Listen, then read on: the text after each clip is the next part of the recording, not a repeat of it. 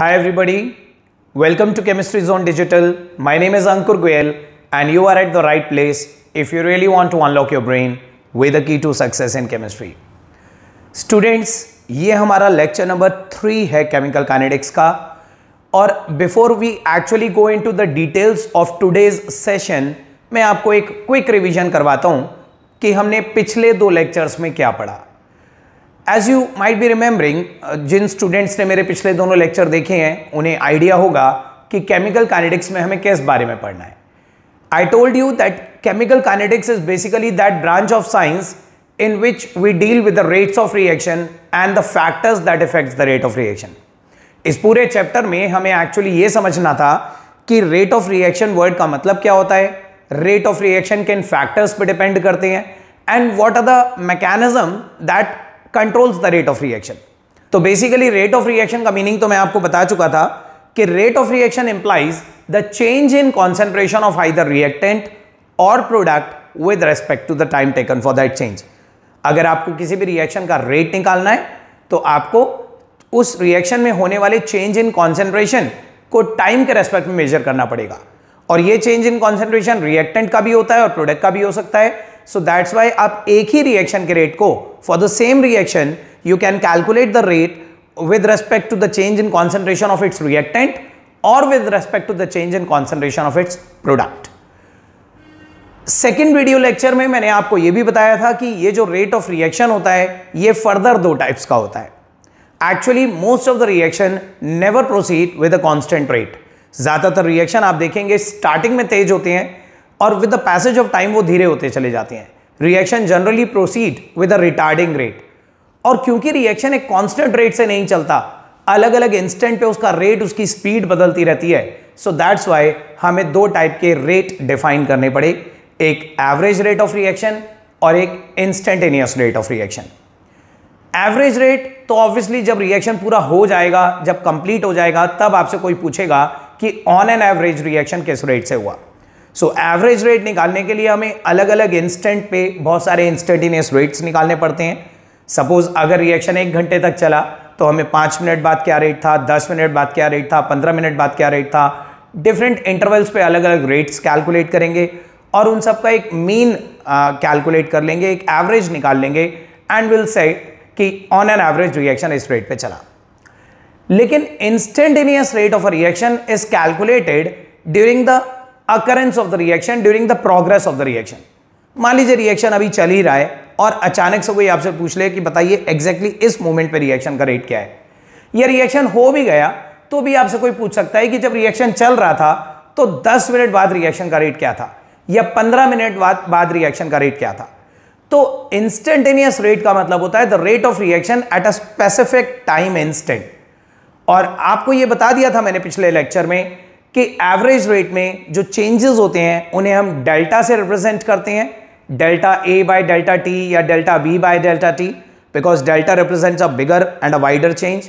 जबकि instantaneous rate calculate करते वक्त हम चेंजेस को डी से रिप्रेजेंट करते हैं, d A by d T और dB by dt depending upon के रिएक्टेंट है, प्रोडक्ट है. आपको यह भी याद रखना है स्टूडेंट्स कि जब भी आप किसी रिएक्शन के रेट को change in concentration of reactant की टर्म्स में स्पेसिफाई करेंगे तो उस चेंज से पहले नेगेटिव साइन लगाएंगे. नेगेटिव साइन इंडिकेट करता है कि रिएक्शन की कॉन्सेंट्रेशन टाइम के साथ साथ डिक्रीज होती है. और अगर आप प्रोडक्ट की टर्म्स में स्पेसिफाई कर रहे हैं तो change in concentration of product से पहले पॉजिटिव साइन लगाएंगे विच इंडिकेट कि प्रोडक्ट की कंसंट्रेशन टाइम के साथ साथ इंक्रीज होती है. तो ये 2 चीजें हम अपने प्रीवियस वीडियो लेक्चर में डिस्कस कर चुके थे. आज हमारा एक बहुत ही इंपॉर्टेंट लेक्चर है, लेक्चर नंबर 3, जिसमें हम डिस्कस करेंगे what are the factors that effects the rate of reaction. So let's start with lecture number 3. सबसे पहले हेडिंग डालते हैं, केमिकल काइनेटिक्स का ये लेक्चर नंबर 3 है और आज हम डिस्कस करेंगे factors affecting the rate of reaction.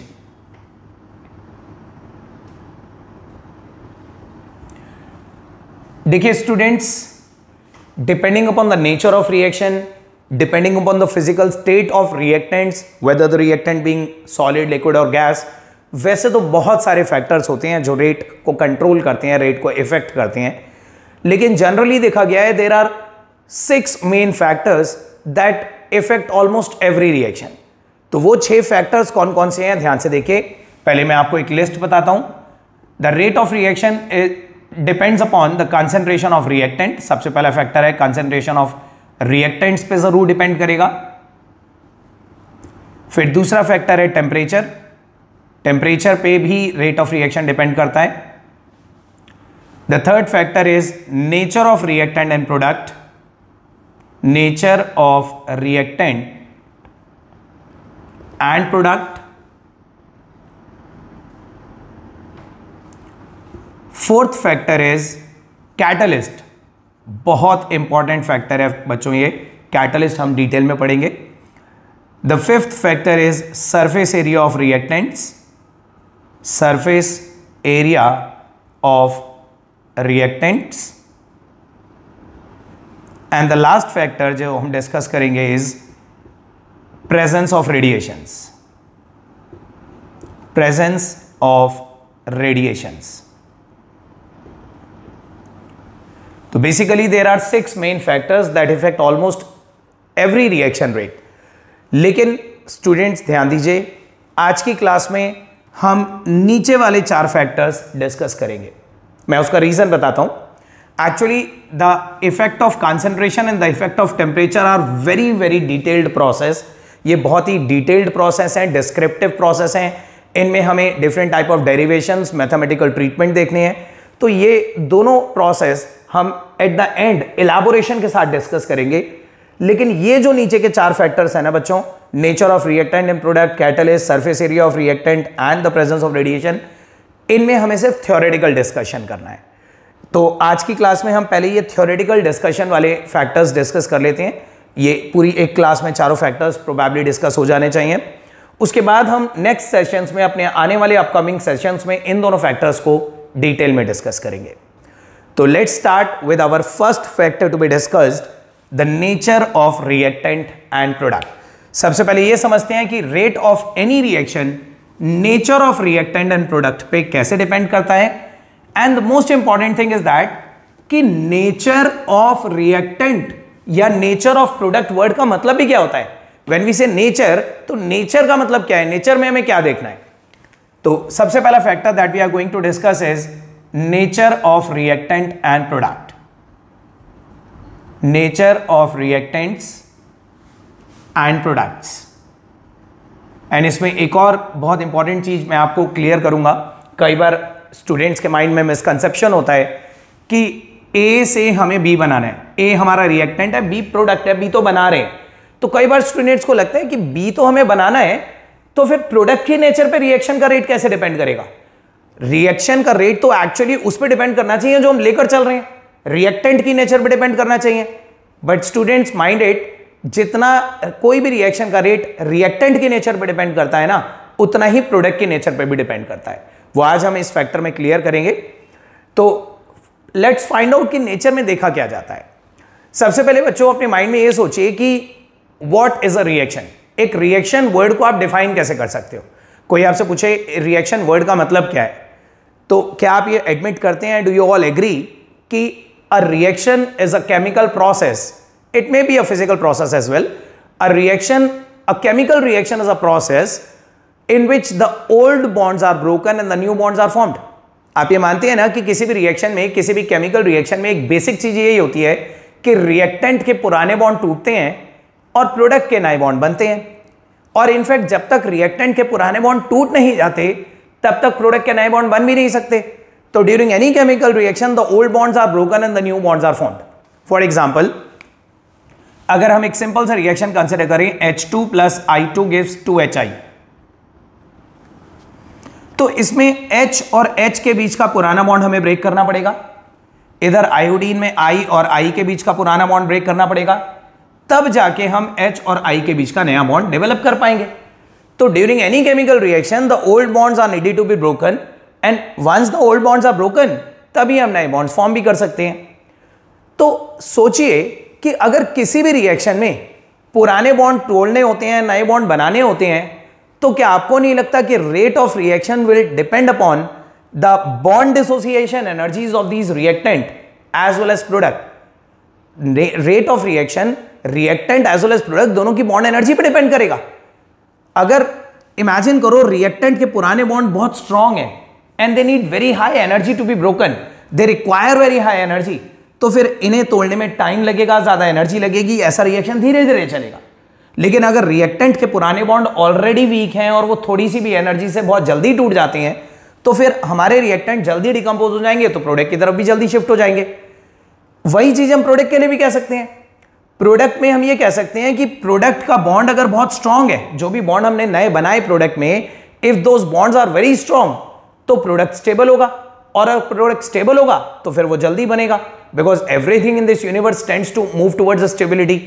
और अगर प्रोडक्ट के बॉन्ड वीकर है, इफ H और I के बीच में बनने वाला बॉन्ड वीक है, तो ये प्रोडक्ट हमारा रिलेटिवली कम स्टेबल होगा, और अगर कम स्टेबल होगा तो रिएक्टेंट इसकी तरफ धीरे धीरे जाएंगे।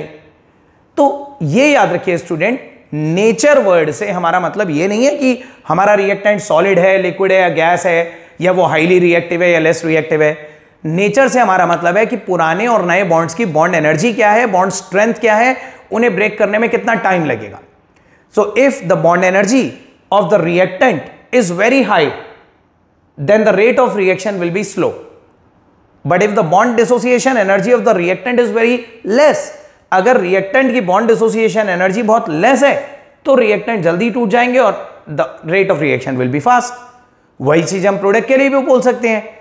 If the bond dissociation energy of the product is high, देखिए ऑल्दो हमें बॉन्ड तोड़ना नहीं है प्रोडक्ट का, लेकिन हम ये कह रहे हैं कि अगर प्रोडक्ट की बॉन्ड डिसोसिएशन एनर्जी हाई है, तो ये इंप्लाई तो करता है ना कि प्रोडक्ट बहुत स्टेबल है, और अगर प्रोडक्ट बहुत स्टेबल है तो रेट ऑफ रिएक्शन फास्ट होगा, प्रोडक्ट जल्दी बन जाएगा। तो नेचर में क्या देखा जाता है स्टूडेंट्स, नेचर में पुराने रिएक्टेंट और नए प्रोडक्ट, उन दोनों की बॉन्ड स्ट्रेंथ देखी जाती है, उन्हें ब्रेक करने के लिए जो बॉन्ड एनर्जी रिक्वायर्ड है वो देखी जाती है। तो nature of reactant and product के बारे में एक स्पेसिफिक कंक्लूजन लिखते हैं कि if the bond dissociation energy of reactants is very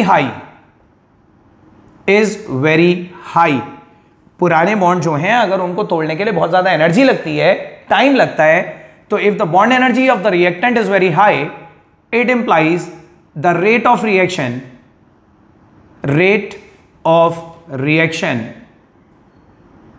will be slow and vice versa. If the bond dissociation energy of the reactant is very less, then the rate of reaction will become fast. ठीक है, तो अगर reactant की bond dissociation energy less होगी तो rate of reaction fast हो जाएगा। वही चीज हम प्रोडक्ट के लिए भी कह सकते हैं।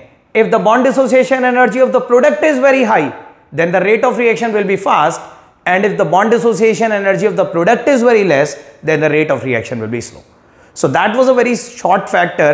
Nature of reactant product में हमें reactant और product की bond dissociation energies compare करनी होती हैं। reactant की bond dissociation energy अगर high होगी तो reactant stable होंगे, उन्हें तोड़ने में टाइम लगेगा और वो धीरे धीरे प्रोडक्ट की तरफ जाएंगे, ऐसे में रिएक्शन धीरे चलेगा।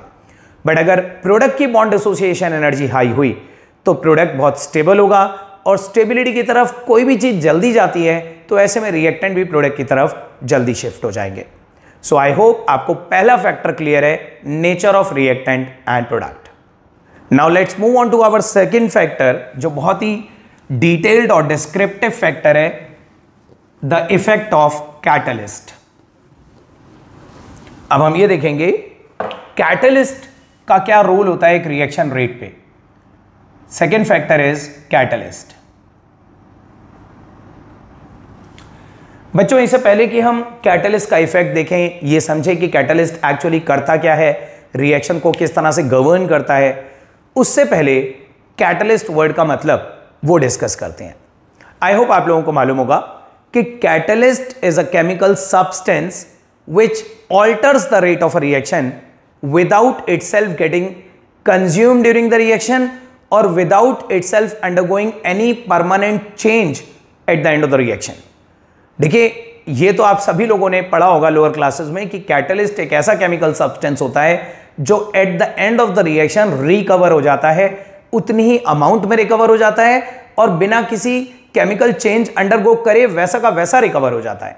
सो that's why we are saying कि catalyst is a chemical substance which alters the rate of reaction without itself undergoing any chemical change or any permanent chemical change at the end of the reaction.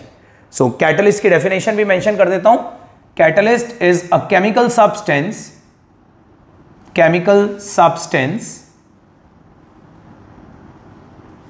which alters the rate of reaction without itself getting consumed during the reaction.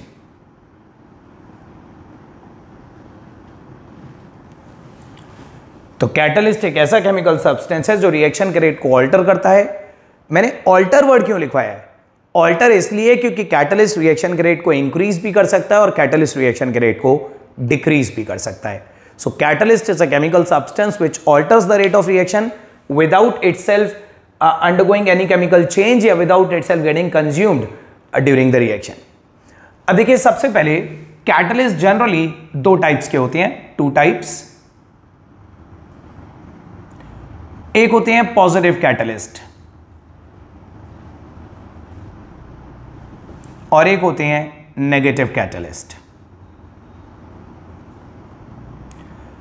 कुछ books negative catalyst को एक obsolete term consider करती हैं, but ये याद रखिएगा negative catalyst भी एक टर्म यूज होती थी, अभी भी यूज होती है, but certain books does not consider it to be a correct statement. Rather कुछ बुक्स नेगेटिव कैटलिस्ट को मोर प्रॉपरली इनहिबिटर्स कंसिडर करती हैं, इनहिबिटर्स. सो एक ही बात है स्टूडेंट्स, आप इनहिबिटर्स भी बोल सकते हैं. A positive catalyst is the one which increase the rate of reaction. एक पॉजिटिव कैटलिस्ट वो होता है जो रिएक्शन के रेट को इंक्रीज करने के लिए यूज करता है. It increase the rate of reaction.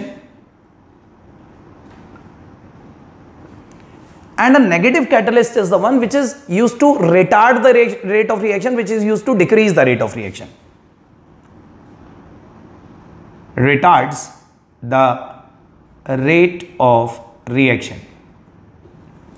आज का हमारा मेन डिस्कशन एक पॉजिटिव कैटलिस्ट के यूज पर रहेगा, लेकिन मैं आपको एक ओरल आइडिया दे देता हूं कि एक नेगेटिव कैटलिस्ट जो हम जनरली रिएक्शन के रेट को रिटार्ड करने के लिए यूज करते हैं, जो रिएक्शन के रेट में एक ऑब्स्ट्रक्शन, एक हिंड्रेंस क्रिएट करता है, इनहिबिटर, उसका रोल क्या होता है. जनरली एक पॉजिटिव कैटलिस्ट तो हमें समझ में आता है कि हम इसलिए यूज करते होंगे कि हम रिएक्शन के रेट को बढ़ा सकें, रिएक्शन के रेट को इंक्रीज कर सकें. बट एक नेगेटिव कैटलिस्ट हम क्यों यूज करना चाहेंगे? अगर कोई रिएक्शन हमारा हाई स्पीड पे चल रहा है तो हम उसे स्लो क्यों करना चाहेंगे? तो देखिए स्टूडेंट्स, नेगेटिव कैटलिस्ट के भी अपने रोल होते हैं, अपने यूजेस होते हैं. जैसे one of the very important role of negative catalyst is to control the energy produce during the reaction. कई बार आपने सुना होगा कि कुछ रिएक्शन बहुत एक्सोथर्मिक होते हैं, इतनी ज्यादा एक्सेस अमाउंट ऑफ एनर्जी उनके होने पर रिलीज होती है कि अगर हमने उस रिलीज एनर्जी को कंट्रोल नहीं करा तो वो डिस्ट्रक्टिव हो सकती है. That may lead to an explosion in the lab. तो अगर हम चाहते हैं कि वो एनर्जी एकदम बल्क में, एक्सेस में ना रिलीज हो जाए, वो एनर्जी धीरे धीरे कंट्रोल्ड मैनर में रिलीज हो, तो हमें उस रिएक्शन की स्पीड को स्लो करना होगा. बिकॉज रिएक्शन जितना फास्ट चलेगा उतना ज्यादा एक्सोथर्मिक होगा. अगर आप उस एक्सोथर्मिक रिएक्शन की स्पीड को स्लो कर देंगे तो एनर्जी भी कंट्रोल्ड मैनर में यूज करी जा सकेगी. तो एक रोल तो ये होता है इनहिबिटर्स का या नेगेटिव कैटलिस्ट का, to prevent the explosive nature of the reaction, to reduce the explosiveness of the reaction, the vigorousness of the reaction. फिर एक दूसरा यूज नेगेटिव कैटलिस्ट का ये भी होता है कि sometimes the negative catalysts are used to slow down the rate so as to study the rate, to study the mechanism of the reaction. कई बार कुछ रिएक्शंस को हमें ऑब्जर्व करना होता है, उनके रिएक्शन रेट्स को स्टडी करना होता है, और अगर वो बहुत फास्टली चलेंगे तो उन्हें एनालाइज करना, उन्हें स्टडी करना, उन्हें ऑब्जर्व करना थोड़ा मुश्किल हो जाएगा, थोड़ा डिफिकल्ट हो जाएगा.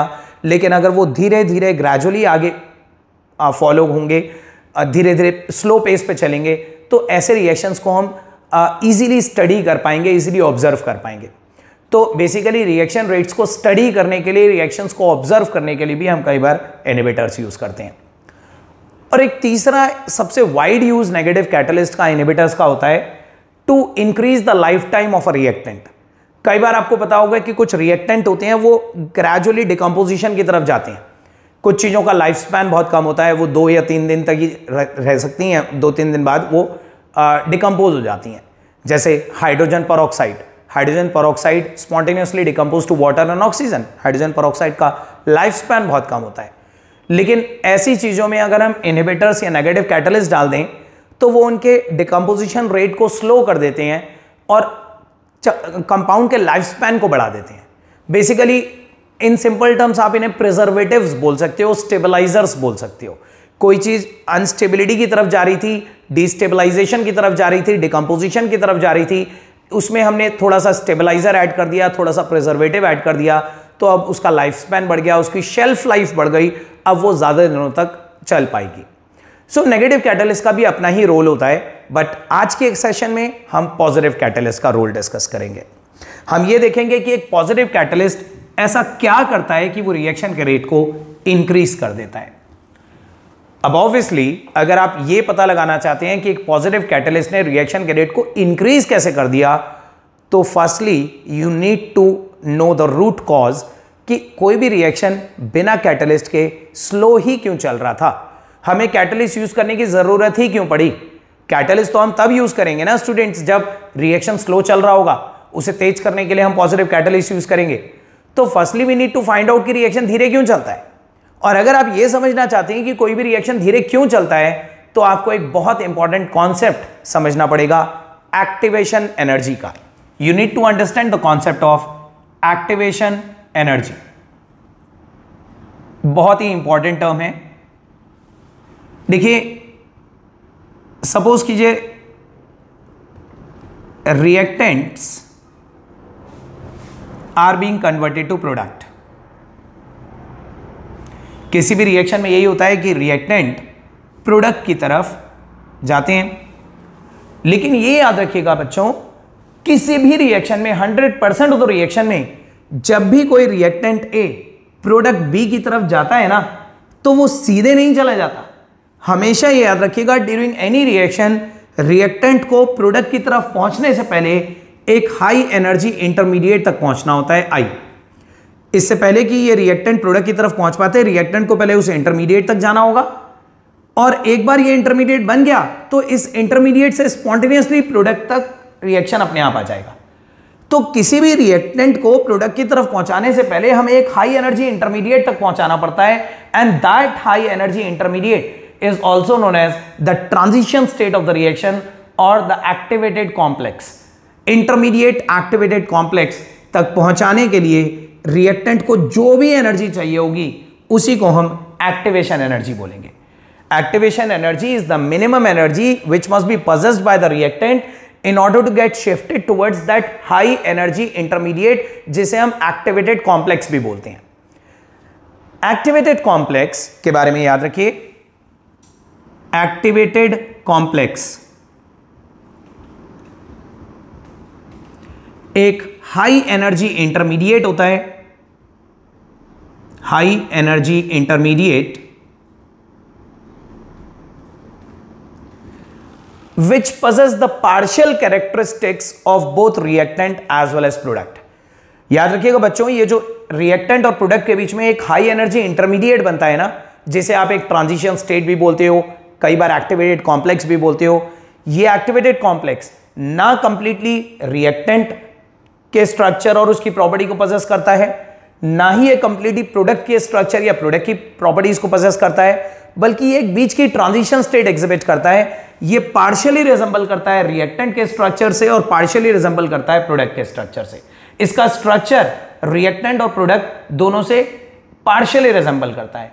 इसमें कैरेक्टरिस्टिक्स भी पार्शियली रिएक्टेंट की होती हैं और पार्शियली प्रोडक्ट की होती हैं।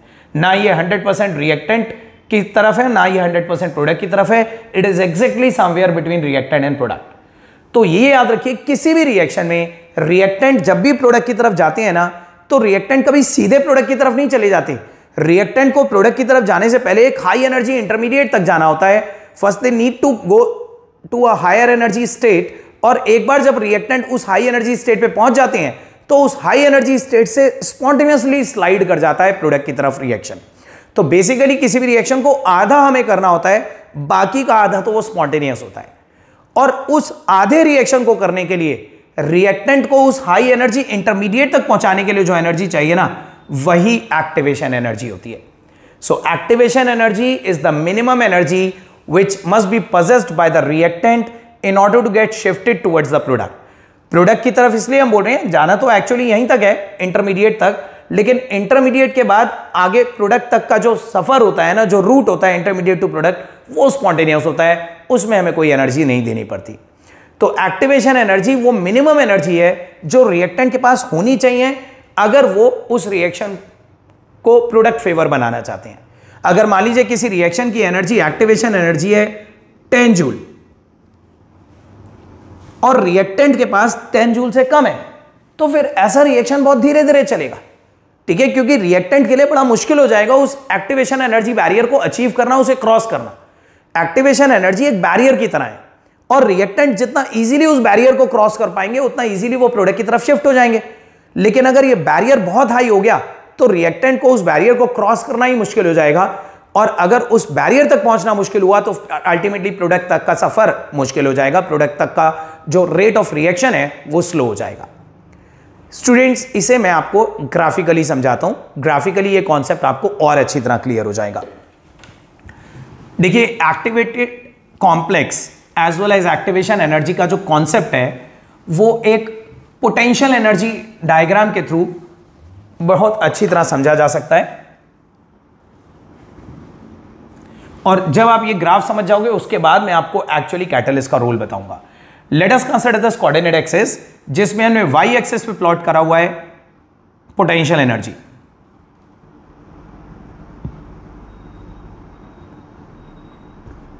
और एक्स एक्सिस पे रिएक्शन प्रोग्रेस।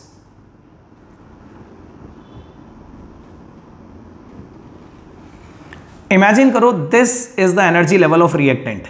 यहां हमारे कहीं इस एनर्जी पे रिएक्टेंट लाई करते हैं, reactants, and this is the energy level of product. Product हमारे इस एनर्जी लेवल पे लाई करते हैं। तो what I am telling you is that कि किसी भी रिएक्शन में रिएक्टेंट को प्रोडक्ट की तरफ अगर जाना है तो ऐसे सीधे नहीं चले जाते, बल्कि रिएक्टेंट को इस प्रोडक्ट तक जाने से पहले एक हाई एनर्जी इंटरमीडिएट तक जाना पड़ेगा, और फिर वो हाई एनर्जी इंटरमीडिएट प्रोडक्ट की तरफ आएगा, और रिएक्टेंट को उस हाई एनर्जी इंटरमीडिएट तक जाने के लिए जो एनर्जी चाहिए होगी, that is called the activation energy. Reactant first need to overcome that activation energy barrier, और एक बार वो उस एक्टिवेशन एनर्जी बैरियर पे पहुंच गए तो फिर प्रोडक्ट की तरफ अपने आप स्लाइड हो जाएंगे। यहां पे लाई करता है हमारा वो एक्टिवेटेड कॉम्प्लेक्स, वो transition state, transition state. This is a high energy transition state. ये रिएक्टेंट और प्रोडक्ट दोनों से हायर एनर्जी पे होती है, ठीक है। तो किसी भी रिएक्शन में रिएक्टेंट को इस इंटरमीडिएट तक पहुंचाने के लिए, इस ट्रांजिशन स्टेट तक पहुंचाने के लिए जो एनर्जी चाहिए ना, that is called the activation energy. और ये एक्टिवेशन एनर्जी जितनी हाई होगी, रिएक्शन को करना उतना मुश्किल होगा, रिएक्शन का रेट उतना स्लो होता चला जाएगा, ठीक है। तो activation energy is the minimum energy that must be possessed by the reactant in order to get shifted towards that high energy intermediate, and once the reaction is brought up to that high energy intermediate, तो उसके बाद तो intermediate से product तक अपने आप ही spontaneously आ जाता है, ठीक है। और बैकवर्ड रिएक्शन के लिए स्टूडेंट्स ये एक्टिवेशन एनर्जी होगी, activation energy for backward.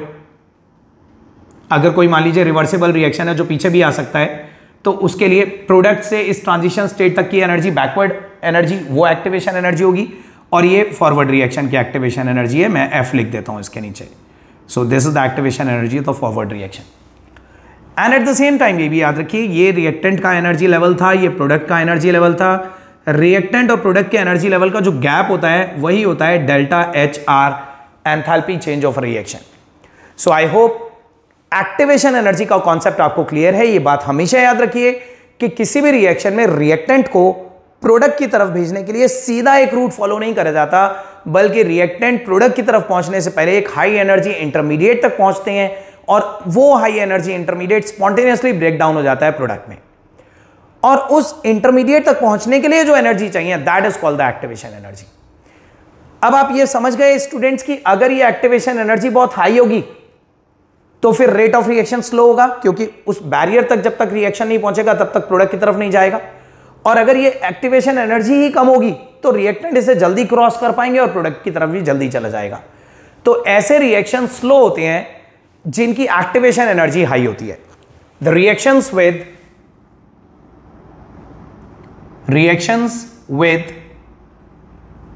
High activation energy proceeds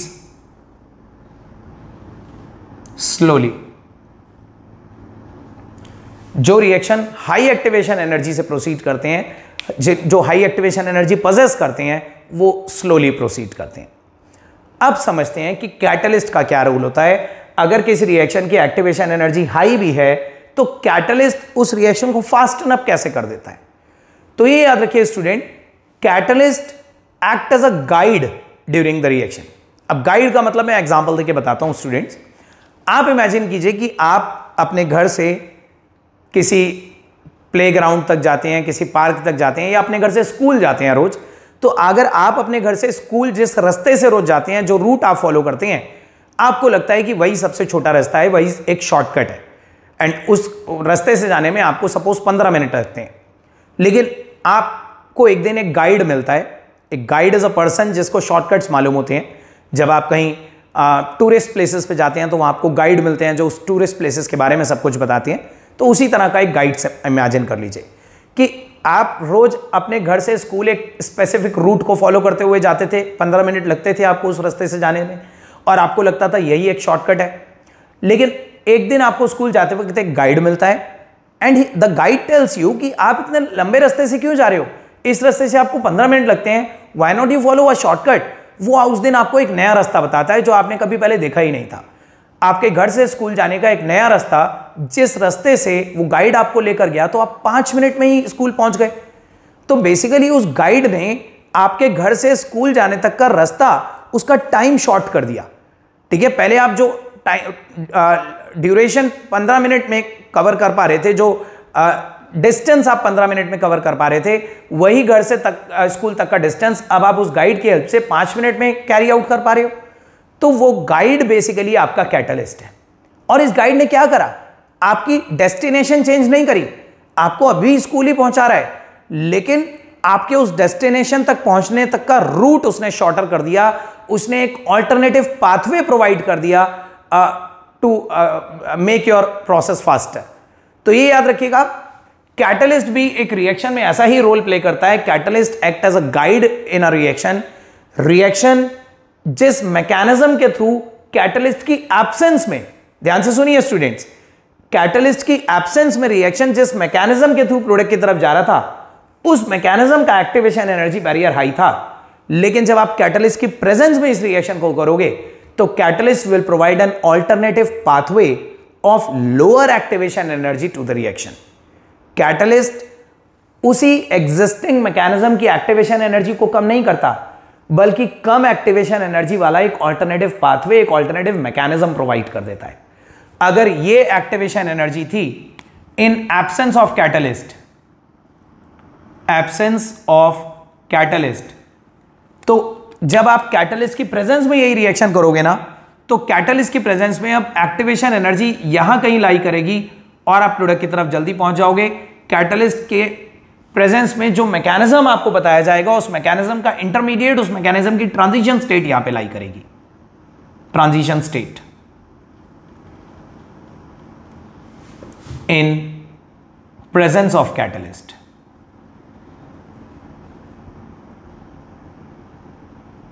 जबकि ये थी इन एब्सेंस ऑफ कैटलिस्ट।